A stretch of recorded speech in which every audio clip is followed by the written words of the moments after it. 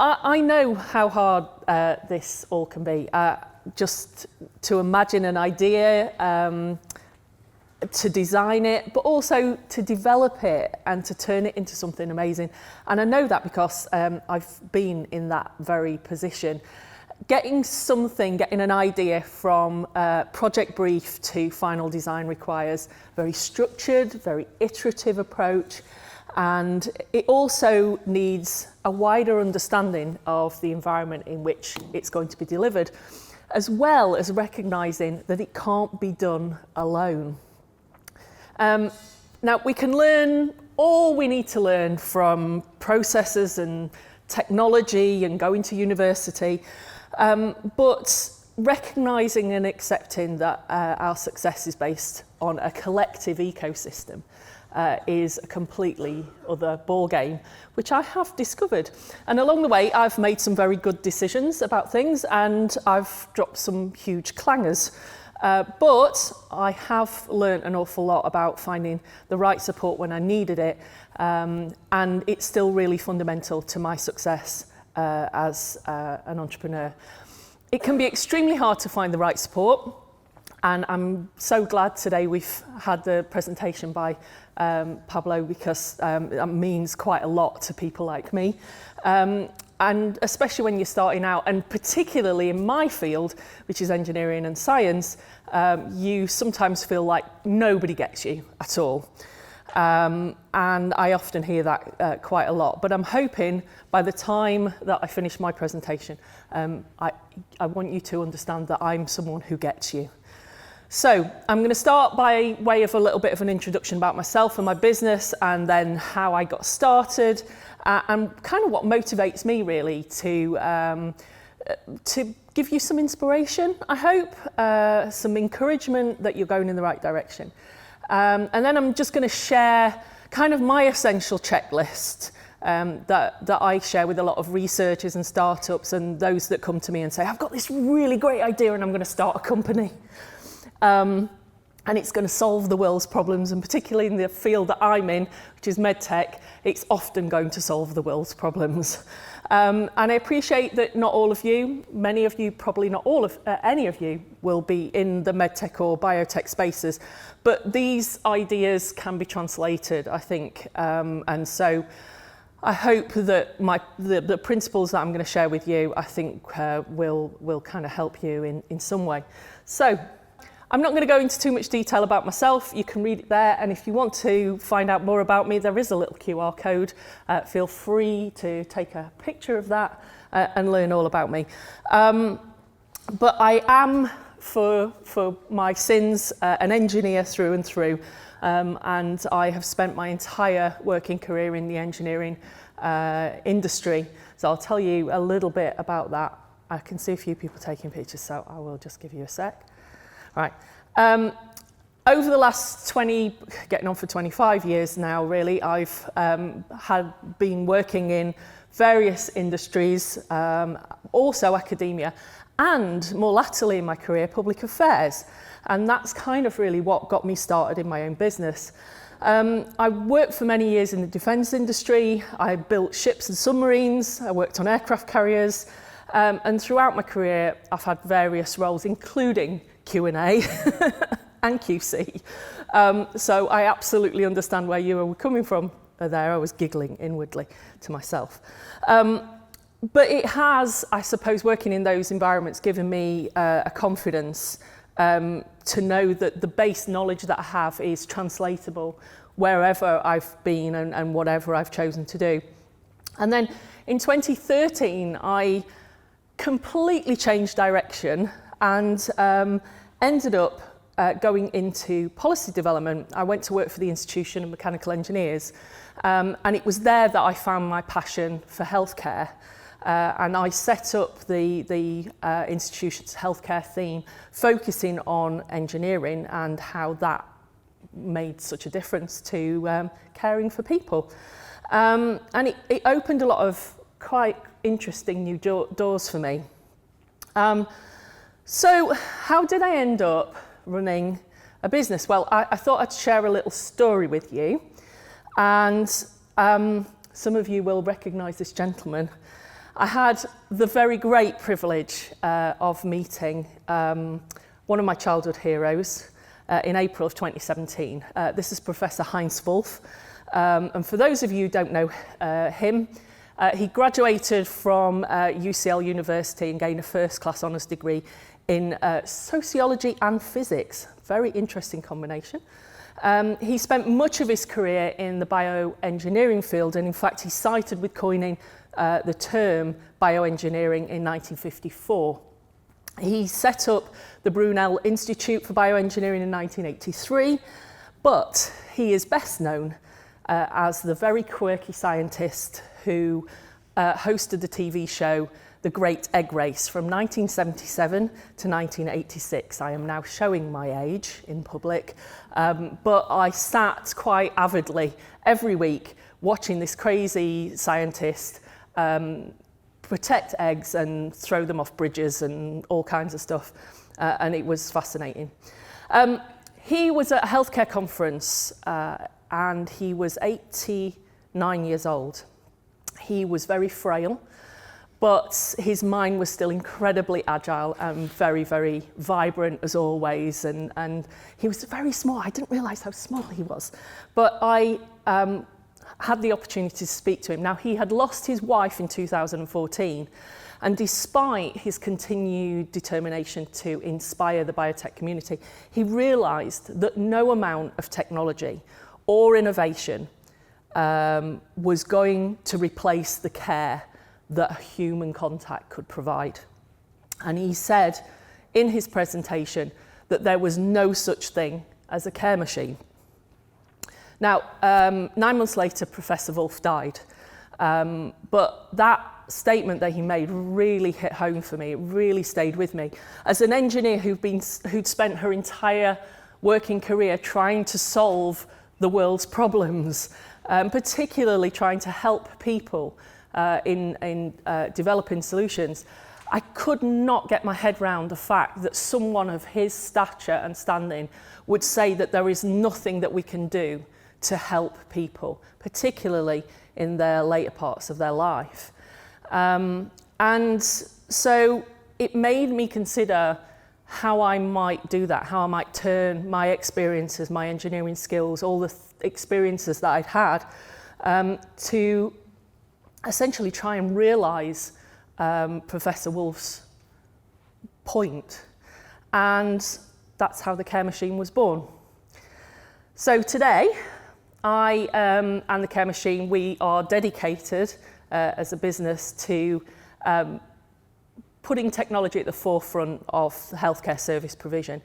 I'm on a mission, if you like, to support entrepreneurs, to support people, particularly in the medtech industry and healthcare and associated sectors, by combining my engineering skills to help them to develop innovative technology solutions. And I do that by sort of facilitating them, if you like, and participating in their ideas. And I hope that I can achieve my vision within the business that to ensure that what Professor Wolff really hoped for is something that we can ensure that the human touch is embedded in every kind of technology that we build for the healthcare sector, and it doesn't take away that human touch. So how do we do this? Well, within my business, I've set up 4 pillars. And the way that I do this is it covers everything from product design, so the engineering side, if you like, right through to business management, mentoring and coaching, because I think that's a vital part of what I deliver certainly as a consultant, and also the media aspect of my training as well, which helps people kind of understand how they can present what they do. And once we've assessed what the client needs, then we can tailor what they actually need to help their business. And I've kind of divided that up into a number of stages, if you like. I tend to work in the areas which no other company tends to like working in, which is the TRL sort of section between 0 and 4. It's that horrible valley of death. It's that really difficult stage where you're trying to get an idea onto the bench or off the bench and into some kind of form of at least initial concept or working example. And the reason I work in that space is having been a researcher, having seen how these larger companies do it, I feel kind of driven to help other people to do it themselves. So I've broken the business down into sort of 4 sectors. We work with researchers, startups, SMEs, and also clinicians as well. Because funnily enough, clinicians come up with some amazing ideas, but do not have the wherewithal to be able to go and take those to market, or even get the release from the work that they do daily to actually go and do some science and engineering. So we work a lot with clinicians to help them do that. And I've had the privilege of working with some incredible clients over the years, from universities to private organisations, and including the NHS, which I had the privilege of working on the Nightingales, and I worked for several months on the Nightingale in London and more following on from that, the others across the country. And I was able to recruit over 1,000 engineers in 48 hours to go and work and support the clinical staff that were working at the hospitals at the time. I feel very privileged to have worked with people who wanted to run towards a fire as opposed to run away from it. And then more recently, as Jo mentioned when she kind of stood up, gave me a little praising, I've recently been awarded a Royal Society Entrepreneur in Residence here at Durham. I'm one of several. There are many of us that are supported by the Royal Society. We give 20% of our time to the university, and we're here as a bridge, really, I suppose, and this is where my skill set comes in, to link industry with academia and help the academics to understand what they can access in terms of working with people from industry. And I really enjoy that side of it, and I'm predominantly focused on healthcare sustainability, but I'm looking at things like supply chain and how you structure a business and the sorts of ideas and things, I suppose, that people want to try and get to market. So that's me. That's the Care Machine and what I do. So I suppose the question is really, how does that apply to you? I've told you all about my business. So I'm going to use my experience of the medtech and the biotech industry as an exemplar, if you like. But you can exchange the word medtech for pretty much any sector that you're in, I hope. And I think some of these ideas will ring true, regardless of what industry or sector that you're in.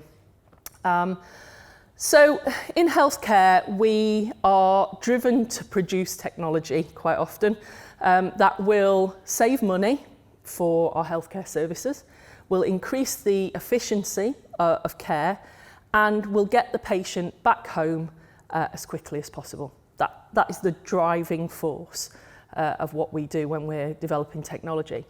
But as with an awful lot of other sectors, 90% of the spin-outs that are involved, or the startups that are involved in medtech, fail in the first 5 years of their creation. And this is no reflection on the enthusiasm of the innovators or any of that. It's often related to a number of other factors, which I'm going to kind of highlight a little bit more in a minute. So one of the biggest things that they don't realise is that if they think that if they address cost, if they address efficiency, and if they address the number of bed days, then there's no way that the likes of the NHS is not going to buy their product. And I have to say, unfortunately, it's a bit of a fallacy. But it's not all bad, because by not getting your product to an organisation like the NHS is not a bad thing. And you can learn an awful lot from that experience. So I thought I would go through 5 of my guiding principles that are very specific, I suppose, to medtech, to healthcare businesses, but you can adapt for your own thought processes, really. I've distilled these down over quite a number of years, and they've always helped me in guiding me through my work, and I hope that they help the people who I work with too. So I'm going to start with, I suppose, a bit of an obvious one. But it's not always obvious. It's very easy to get swept up in a great idea and to start a business or developing a new idea, you know, and that real buzzy enthusiasm that you can't take a breath. You've just got to do it all, and it's all got to happen at once. But you do need to stop and think for a little while. Why are you here? What got you to this point, and what is motivating you? And most importantly of all, what does good look like for you? At the end of this process, how do you envisage your idea, your product, or even yourself in the future? Because I work with a lot of adrenaline-fueled, kind of sleep-deprived researchers, and whilst they're heavily focused on the technology, on the aesthetics of the design, of solving the problem, I personally find a lot of the time that I have to be the voice of doom and gloom, and I have to try and kind of get them to think about these questions. You know, what are your long-term plans? What are you trying to achieve? So I think in summation of this particular point, I would suggest the following. Sharpen your axe. I don't know if you've heard that phrase before, but I think it's a really valuable one. It was apparently said by Abraham Lincoln, and he said that if I have to cut down a tree in 6 hours, then I will spend the first 4 hours sharpening my axe. And to me, that's really the point of this particular principle. Think about where it is you're trying to go, what it is you're trying to achieve, and how you envisage yourself getting there.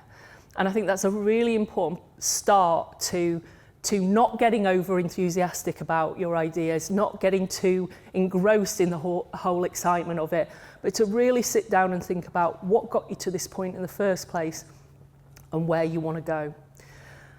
Now, know your market, I think, is the idea behind this one. More importantly, get to know the people in your market. If you want to read a great story about understanding your customers, I really recommend you go and look about the story about Heinz, not Heinz Wolf, but the Heinz company, and particularly how they redesigned the bottle of ketchup. I'm not going to go into it. I'm going to let you have a look for that story yourselves. But believe you me, it is a really interesting story about how the design of a bottle of ketchup that's getting on for over 100 years old could really change the fortunes of a company that's the size of Heinz. I call principle 2, measure your improvements. The image you see there on the right, as you're looking at it, is of a toolkit. It's called the Engineering Better Care Toolkit, and it was created by Cambridge University. It's specifically designed to work in a people-driven healthcare environment, and the technique enables multidisciplinary teams in healthcare to map out their ideas on problems, to help them assess their impact, and to continually iterate to be able to improve their ideas as they go, and to measure their improvements over time. Now, there are many methodologies and techniques such as this. This is not necessarily anything new. I'm sure you can cite quite a number of them. But it does help you to kind of look at your product and understand whether you're looking at the whole system or just that little bit that you think is needing solving. And it's very people driven. And to me, I think people, and I think this is something that you mentioned as well, James, people drive a lot of these ideas and thoughts. And the whole purpose of this is to think about the journey that your product might go on and how you are going to constantly iterate and improve on your thought processes and ideas. And I guess the statement at the bottom, there's a big difference between observing people using your product and listening to people talk about your product. And for me, I think that's something that we often forget. It's very easy to kind of just watch people and how they interact with things. But when you talk to them, you hear a different story. And in healthcare, that is vital, understanding why a person wants to use another piece of technology over something else, or what makes a difference that enables them to get around in their home. That conversation, that story, if you like, can make a big difference. Now, 84% of medtech businesses in the UK have less than 50 people working in them. Most of them are one-man bands, and often many start life as spin-outs from university research. For a spin-out, it can often feel, and I'm sure many of you will feel this as well, that you are constantly in a juggling act. You're just trying to keep the business idea going, you're trying to develop the tech in one side, you're trying to sort out your accountant in the other, and all of these things, and it becomes incredibly difficult, particularly if you're on your own. So principle 3 then is a pretty simple one for me. Collaborate before you think about getting involved with investors. In my experience, businesses moving into higher TRLs beyond 4 need to consider working together to share compliancy, regulatory practices, and even skill sets. And I've seen this work to great advantage. Finding partners to share the burden with, particularly in tech hubs and things like that, where you can really end up working together, it can really make a difference to the way you take your product forward. And I've seen, to great advantage, many young entrepreneurs who've got technology ideas, not necessarily similar ones, have actually worked together to help each other develop their product.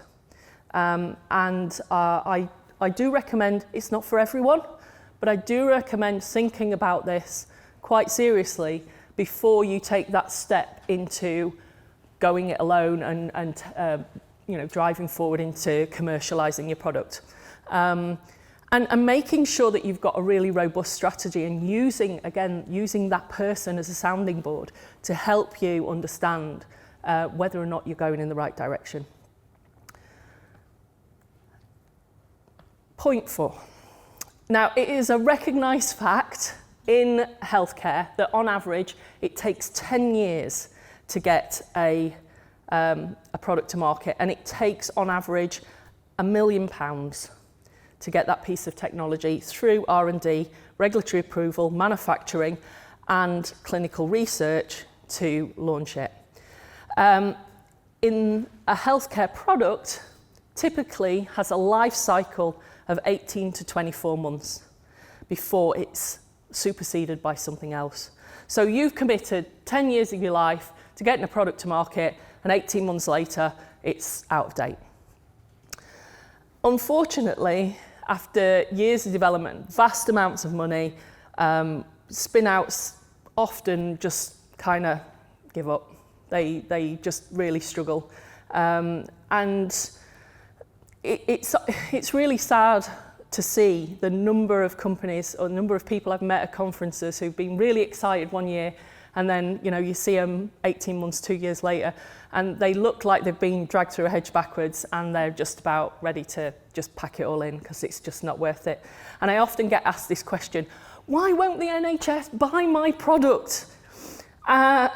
It's cheaper, it's better, it's going to solve all these problems.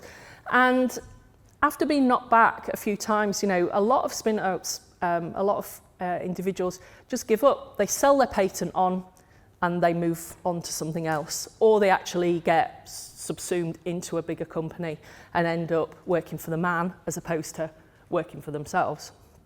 So my fourth guiding principle here is get to know your market.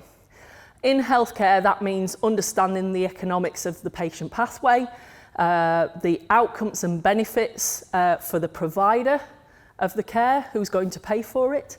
And then you can really truly start to understand how to optimize your product and your pricing models and so on. Being innovative does not equal sales. You know, particularly in healthcare.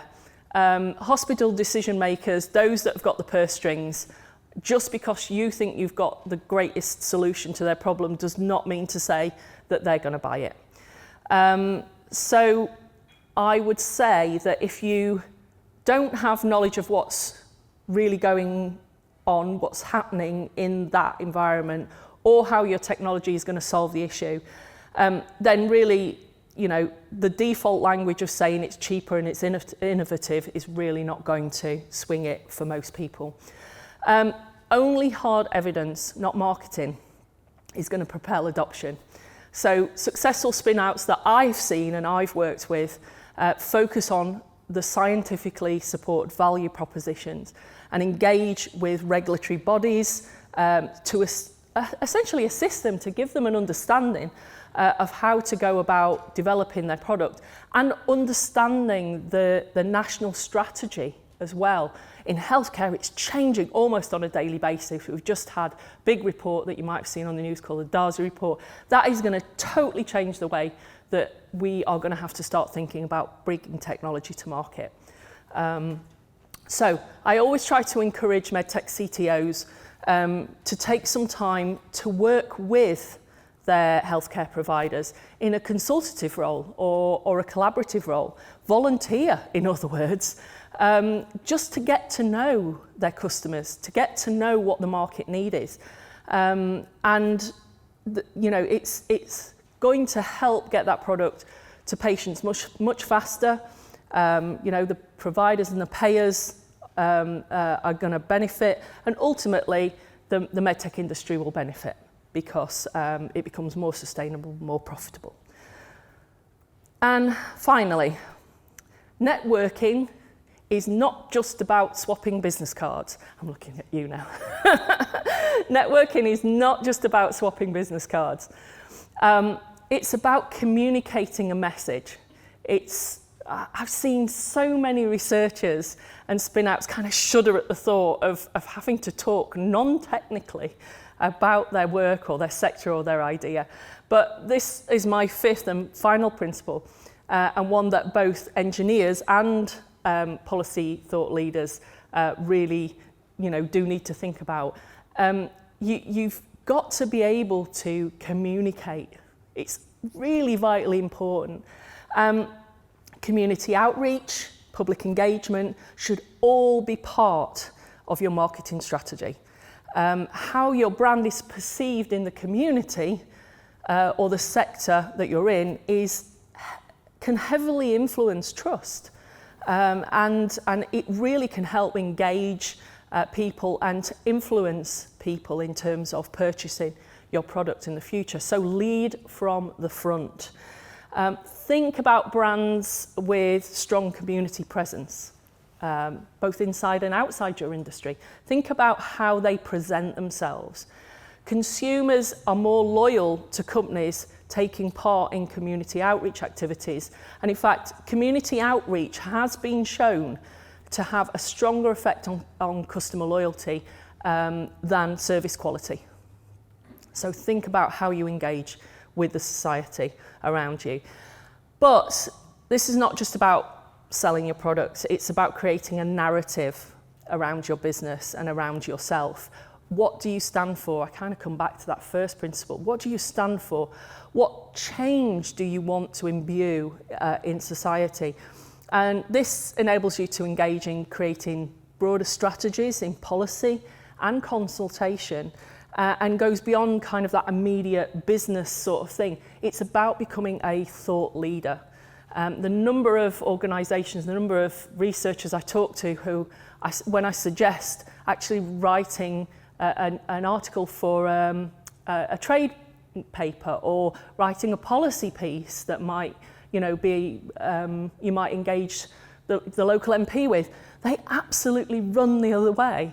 But once I've sort of talked to them about it and how they might deliver that, it actually goes a long way to helping them understand their own product, let alone sharing it, the conversation with others.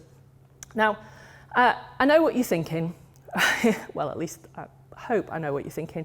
This is all very lovely, Helen, and but what does it really mean to me? I've heard all of this nonsense before. I just want to be an innovator. I just want to make sure, that I'm doing the best that I can for my business. Well, innovation in its blandest sense is a process of introducing new techniques or ideas that create new value. And I really hate this. This is like your Wikipedia statement on what innovation is all about. My thought on innovation, and I think this brings together all of the things I've spoken about, is to design for delight.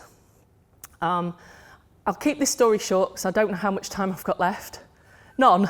Okay, genuinely finished. I'm pretty much there. This is a very quick one. So this is what an MRI scanner looks like for most of you. You've seen these things. They're very plain white. They're always the same. They make a lot of noise. They're really quite scary for a lot of people, and especially children. So a group of engineers thought about this and followed the kids through this process. And what they came up with was this. And I hope you can see it in this light. But this is a pirate ship. You two guys will love this. This is a pirate ship. I think this one might be a submarine. But the journey that the children go on from the moment they arrive, they're put into little costumes, they're given little hats, the members of staff wear costumes as well. They go on a journey, and the noise that the MRI scanner makes is the ship setting off and the anchors being raised and all of these things. And now they don't just have this particular version of it, but there are a whole raft of fantasy adventures that the kids go on. And 90% of kids now will go through these machines without even blinking an eye, because they've gone from this very clinical white to something that they can engage with and love and enjoy and have an adventure. So, design for delight. Okay, I am going to wind up now. I want to just say, common sense is not common. Things will not always go to plan. People around you will not always understand what it is you're trying to achieve. And equally, don't assume that they do understand what you're trying to achieve. Think about how you're going to present this idea, these unique thoughts to people. So you don't need to be a unicorn to be successful. You don't need to have all that flashiness. You just need to think about these 5 principles. And to me, you just need to be the coolest duck in the room. Thank you very much.